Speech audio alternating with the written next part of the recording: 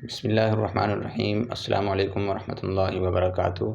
امید ہے سب حضرات خیریت سے ہوں گے اور چینل میں آنے والے سب نئے دوستوں کو خوش آمدید۔ بلا تمہید ہم اپنے سبق کا آغاز کرتے ہیں اور یہ ہے ہمارا سبق نمبر 4۔ اس سے پہلے ہم نے 3 اسباق پڑھے ہیں جس میں ہم نے حروف تہجی کو سمجھا ہے، ان کے مخارج کو پڑھا ہے، سیکھا ہے اور ان کی جو ہے وہ مشق کی ہے۔ اب یہاں پر چوتھے سبق کے اندر یہ تختی نمبر 2 ہے حروف مرکبات کی۔ مرکبات کا مطلب یہی ہے کہ ایک سے بڑھ کر سارے حروف جو آپس میں ملے ہوئے ہوں، 2 ہوں، 3 ہوں، 4 ہوں، تو اب ان کو ہم نے پڑھنا ہے کہ ہم کس طریقے سے ان کی ادائیگی کریں گے۔ تو شروع کرتے ہیں۔ سب سے پہلے اوپر جو ہے وہ 2 چیزیں لکھی ہیں کہ مرکب حروف کو ایک ایک کر کے ان کی پہچان کروائیں۔ مثلاً لام الف لام میں دائیں طرف والا لام ہے اور بائیں طرف والا الف ہے، جی ٹھیک ہے، تاکہ جو ہے نئے پڑھنے والے قاری کو اچھے سے سمجھ آ جائے، بچہ بھی اچھے سے سمجھ سکے۔ دوسرا فائدہ یہ ہے کہ ایک سی صورت والے حروف کے نقطے رد و بدل کر کے یاد کروائیں۔ گڈ، اچھا طریقہ ہے۔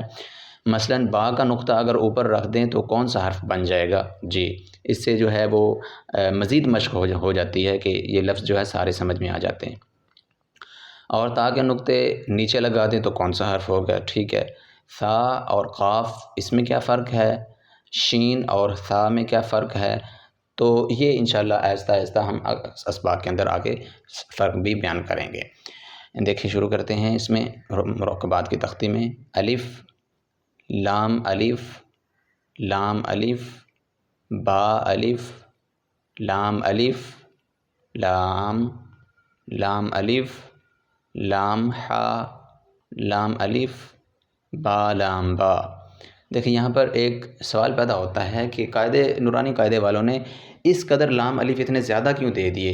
1 2 ہی دے دیتے تو سمجھ آ جانی تھی۔ تو اس کا جواب یہ ہے کہ قرآن پاک میں رسم الخط مختلف طریقے سے استعمال ہوئے ہیں۔ کبھی لام الف ایک قسم کا لکھا ہوگا، کبھی دوسری قسم کا، تو تاکہ پڑھنے والے کو اور اس طرح بچے کو وہ سمجھ رہے کہ اس طرح کا بھی لام الف ہوتا ہے، اس طرح کا بھی لام الف ہوتا ہے۔ اگر دوسرے رسم الخط میں آ گیا تو اس نے بچے نے یا نئے پڑھنے والے قاری نے اس کو دیکھا ہی نہیں ہے تو وہ گھبرا جائے گا، پریشان ہو جائے گا۔ اس لیے سب رسم الخط کے اندر جو انہوں نے لکھ کے واضح کر دیا ہے تاکہ پڑھنے میں آگے آسانی ہو۔ دیکھیں آگے کاف، کاف یہاں پر بھی 2 دیے ہیں، اس قسم کا بھی رسم الخط استعمال ہوا ہے، اس قسم کا بھی ہوا ہے۔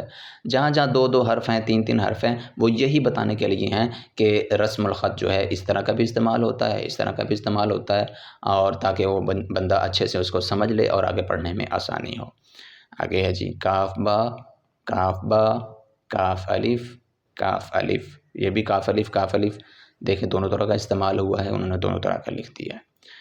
با کاف تا، یہاں پر یہ دیکھیں 3 حرف آ گئے، با کاف تا، تا کاف ثا، با تا ثا نون یا۔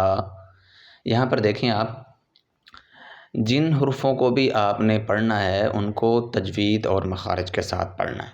پچھلے اسباق کے اندر ہم نے مخارج سیکھے ہیں تاکہ یہ ابھی سے ہماری پریکٹس ہو جائے حروف کو کیا ہے مخارج کے ساتھ پڑھنے کی، اور آگے قرآن پاک میں ہمیں کیا ہے پڑھنے میں آسانی ہو۔ جی آگے با الف، نون الف، تا الف، یا الف، ثا الف، ہر قسم کے حرف کو الف کے ساتھ ملا دیا ہے تاکہ سمجھ میں رہے۔ با سین، یا سین، نون سین، تا سین، ثا سین، ثا جیم، تا ہا۔ جی تو آج کا سبق ہمارا یہاں مکمل ہوا۔ انشاءاللہ العزیز دوسرے پارٹ کے اندر ہم اس تختی کو جو ہے نا وہ آگے چلائیں گے، مکمل کریں گے۔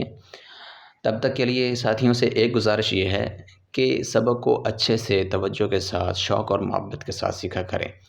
جیسا کہ ہم نے سب سے پہلے سبق کے اندر پڑھا کہ اگر بنیاد اچھی ہوگی تو اوپر عمارت اس کے بنانا وہ اچھی ہوگی، اور اگر بنیاد کمزور رہی تو پھر آگے عمارت بھی ظاہری بات کمزور ہوگی۔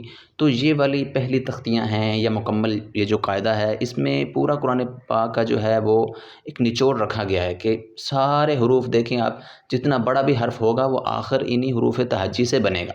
تو اس لیے گزارش یہ ہے کہ سبق کو اچھے سے پڑھا کریں، سیکھا کریں، سمجھا کریں اور محبت کے ساتھ پڑھا کریں۔ اور اگر دوستوں کو دوسری گزارش یہ ہے کہ دوستوں کو جو ہے اسباق پسند آ رہے ہیں، سمجھ میں آ رہے ہیں، تو پلیز لائک کریں، شیئر کریں اور چینل کو بھی سبسکرائب کریں۔ جزاکم اللہ خیرہ، ملتے ہیں انشاءاللہ اب اگلے پارٹ کے اندر۔